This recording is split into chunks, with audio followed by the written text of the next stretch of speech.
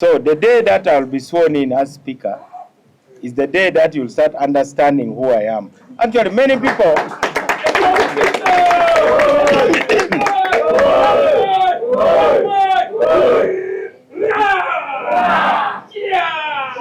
want to preside over the 12th Parliament. And you cannot be both a minister and a speaker. I hope people understand that. So you must let go of one in order to go for the other one.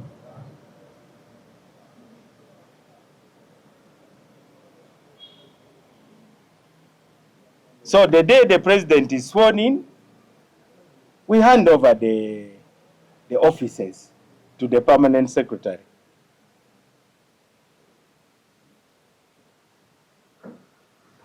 I give him my report. This is what I've been able to achieve. These are the priorities. And I give him the file. Then I'll call my wife and say, please bring our private car and take me home. I have handed back the government property. That's how people of integrity behave. Because this is for the public. I've done that before. I used to be a member of parliament.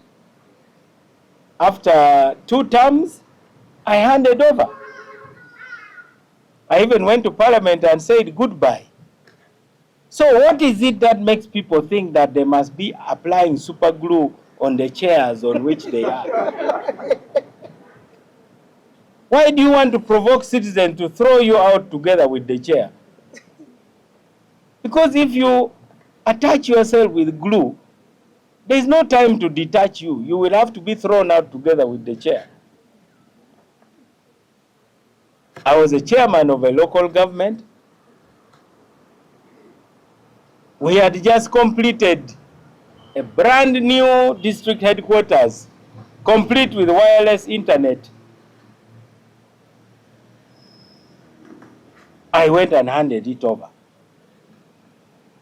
Even this one, we in the Ministry of Justice, we have just completed our towers. It's a very beautiful building there in Naguru. I'm sure some of you who pass there can see it. We shall hand it over and wait. Even this office of President of DP, the time is coming when I must hand it over. So,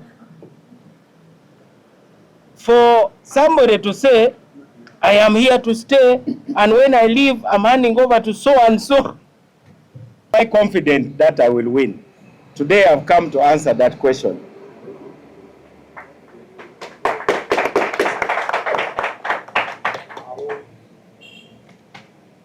Because some of you, I see you on TikTok. Yes, Izechi. Some of you are even speculating. He must be having a godfather somewhere. My godfather is the people of Uganda. If I ever have a godfather, it is the people of Uganda. I'm confident of winning because we still have about 2 months before we have that election. Some of you talk as if it is tomorrow. Then some of you think that people are going to vote according to party lines. People are not going to vote according to party lines. Number 3, the vote is a secret ballot.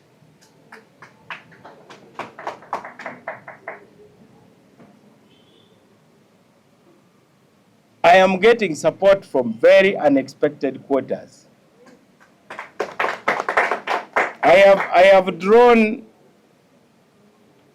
the matrix of who is where. This parliament is about 70% new.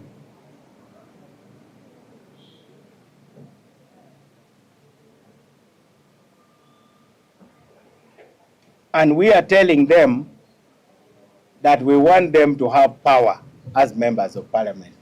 We don't want the speaker to be the one to have power. We want the members of parliament to be the one with the power. If power belongs to the people, according to the constitution, then in parliament, power should belong to the people's representatives, who are the members of parliament.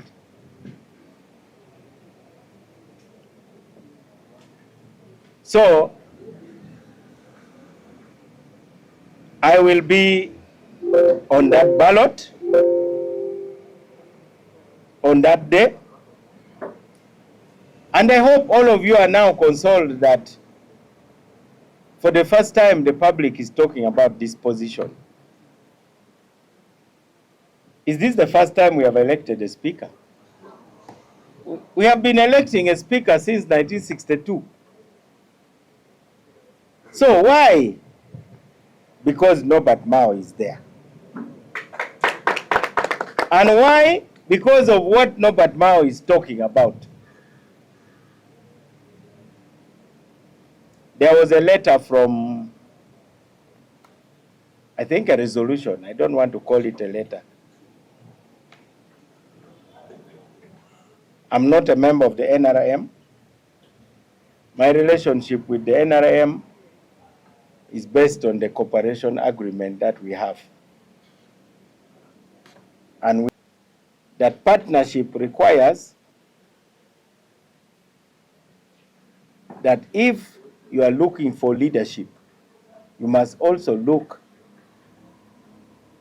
at the partner political party. That's a very difficult question. Now, as a result, some of the short-sighted NRM members have now been saying, but MAO is opposition. But remember, they are the ones who had been saying that they married DP. So, you married DP, but now that the position of speaker is at stake, no, DP is an opposition party. Even those who have been saying the party was sold to NRM are now saying, no, DP is opposition. I hope that answers your question about why this is a moral question. And under Article 7 of the Cooperation Agreement, which now some of the short-sighted NRM members are denying document. I'm sure all of you in the media have seen that document.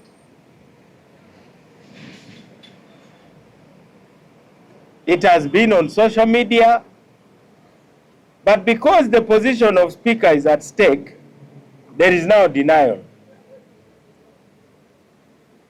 They now say they have never heard of the cooperation agreement.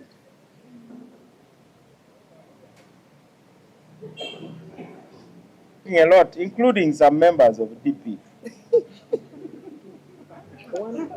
I can only say they don't know me. Yeah. Because you should speak about something you know. I can never open my mouth unless I know something. I left Parliament 20 years ago. Why am I going back after 20 years? Because I was not satisfied that I was being represented well.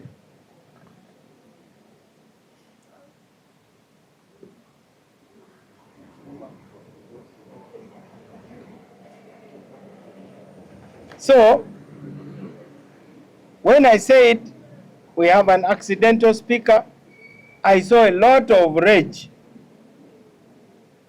But the answer is in the dictionary.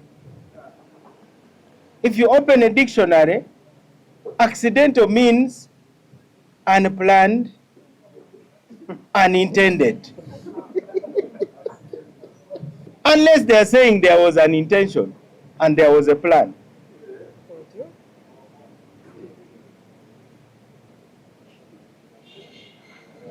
So was there a plan that the late speaker should die?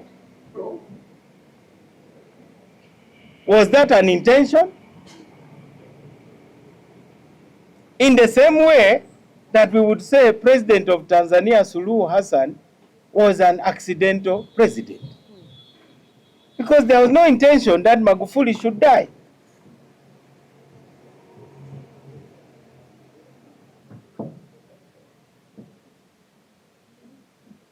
We have those many times. So something which is unplanned and unintended is accidental. Simple English. It is not an opinion, it is a fact. So how do you rebut a fact? You can rebut an opinion and say Mao is wrong because it is not logically flowing from the premises that he has stated. So if accidents can be corrected, they should be corrected.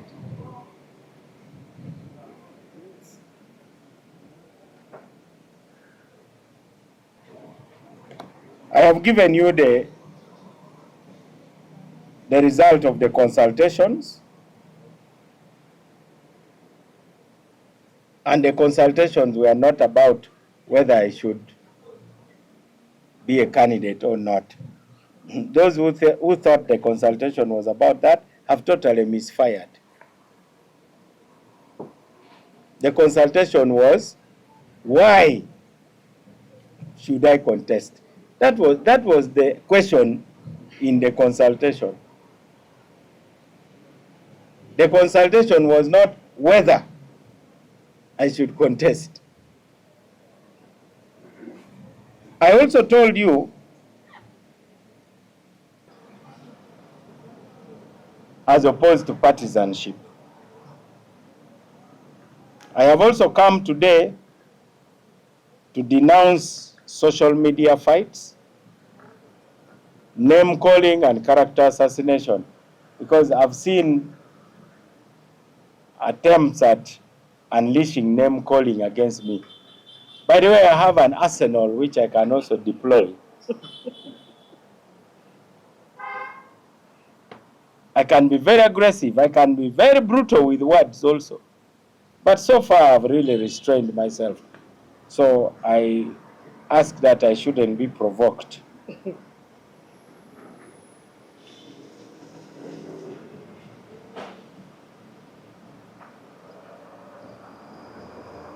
Now,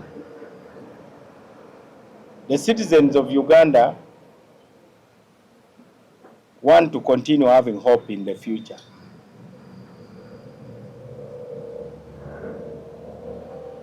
So what are the scenarios that you people see? Because there are people who think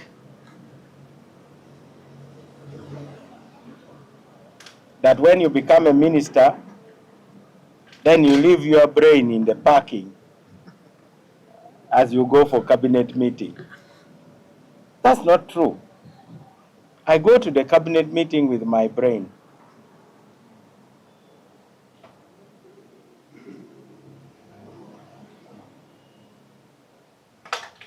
I have served the government in which I am faithfully.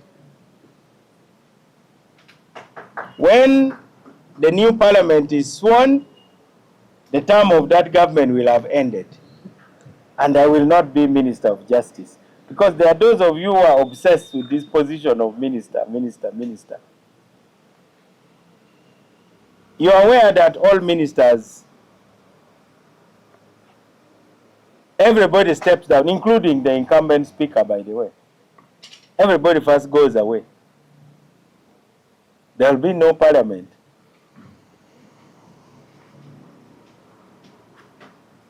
For me, I know where I want to be.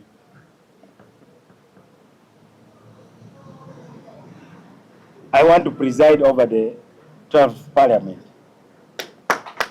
And you cannot be both a minister and a speaker. I hope people understand that. So you must let go of one in order to go for the other one.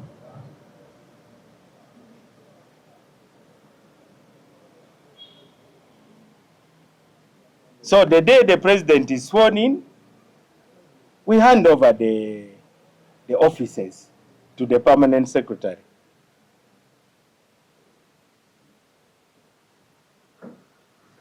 I give him my report. This is what I've been able to achieve. These are the priorities. And I give him the file. Then I'll call my wife and say, please bring our private car and take me home. I have handed back the government property. That's how people of integrity behave. Because this is for the public. I've done that before. I used to be a member of parliament. After 2 terms, I handed over. I even went to parliament and said goodbye. So what is it that makes people think that they must be applying super glue on the chairs on which they are? Why do you want to provoke citizens to throw you out together with the chair? Because if you attach yourself with glue, there's no time to detach you. You will have to be thrown out together with the chair. I was a chairman of a local government. We had just completed a brand new district headquarters, complete with wireless internet. I went and handed it over. Even this one, we in the Ministry of Justice, we have just completed our towers. It's a very beautiful building there in Naguru. I'm sure some of you who pass there can see it. Yes. We shall hand it over and wait. Even this office of President of DP, the time is coming when I must hand it over. So, for somebody to say, I am here to stay, and when I leave, I'm handing over to so and so, Uganda.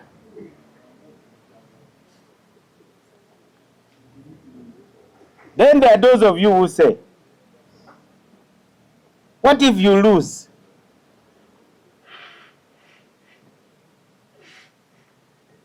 I've lost elections before. I lost elections in 1994. In 1994, I lost the election for the Constituent Assembly.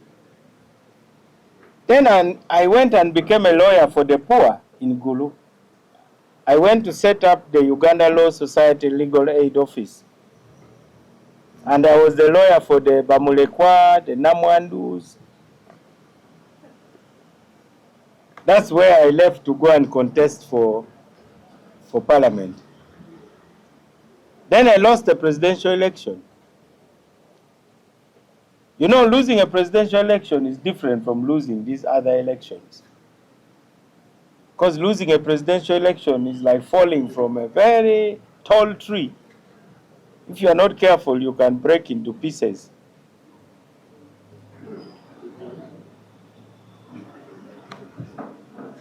And for 11 years, I was not having any position. From 2011 up to 2022, when I was appointed a minister, I was not having any position.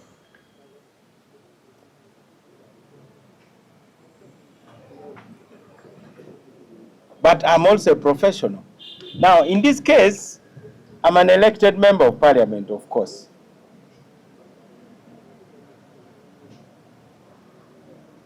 Now, some people say, if you are not elected, which side of parliament will you sit? DP is an opposition party. So, if you are not, if you are a backbencher, you sit on the opposition side. People are asking questions which have obvious answers. Do I fear losing? Never. It's like a soldier who goes to war. If you ask him or her, do you fear death? Never.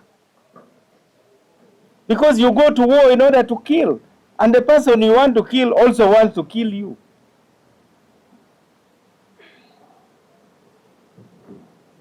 So I hope I have wrapped up this matter once and for all, so that you know that this is not politics as usual.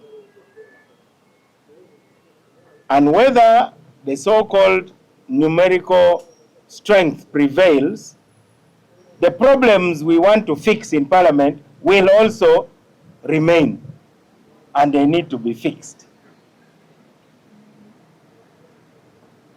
And the problems we have in Uganda will also remain.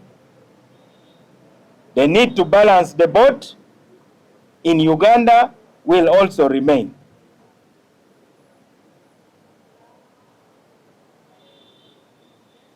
We need a country where everybody is a shareholder. We cannot have a country where some people feel like they don't have a stake. So the cause of balancing the boat remains. The cause of restoring integrity and faith of the public in Parliament will remain. And the cause of uniting the country through principled dialogue. We have been faithful on our part, and we are challenging the NRM to be faithful.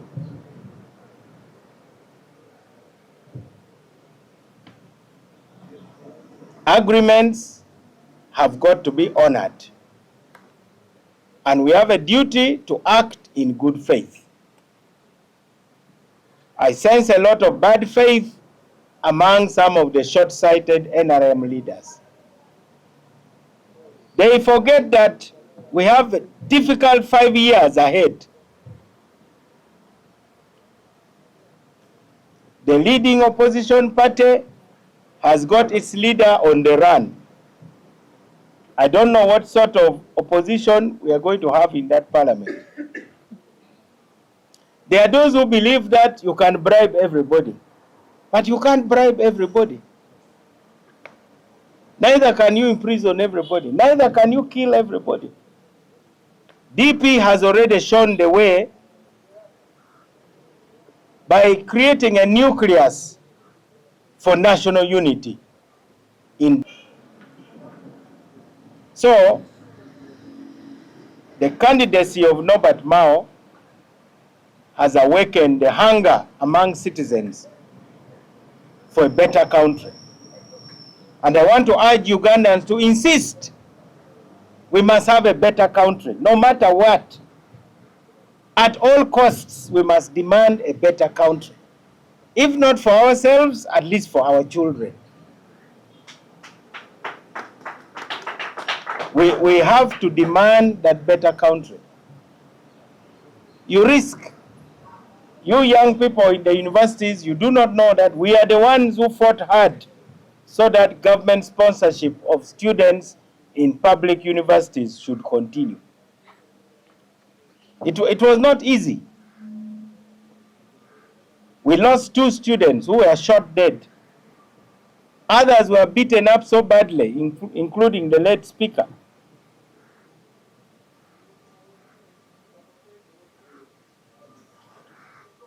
So nobody can lecture DP about sacrifice. We hear people trying to lecture DP about sacrifice. You cannot lecture DP about sacrifice. You won't be the first. Even Jesus was punished for being right. Even Galileo was punished. In fact, he was killed for being right. So, that resolution is just the beginning of the contest. It is not the end of the contest. So, it expresses the position that the NRM has chosen to make public. I really don't want to comment about it because the NRM has the way it does its things. But you don't want, if you are so confident That process is already even being challenged in court. Technically, the 12th Parliament doesn't exist because it has not been sworn in. So those are the issues that are being raised in court. Let's wait and see what the court will say. But I want to assure you that is not a fait accompli, because Ugandans are demanding a better parliament, which is better led, and one which serves the people better. So to me, there are many discussions going on.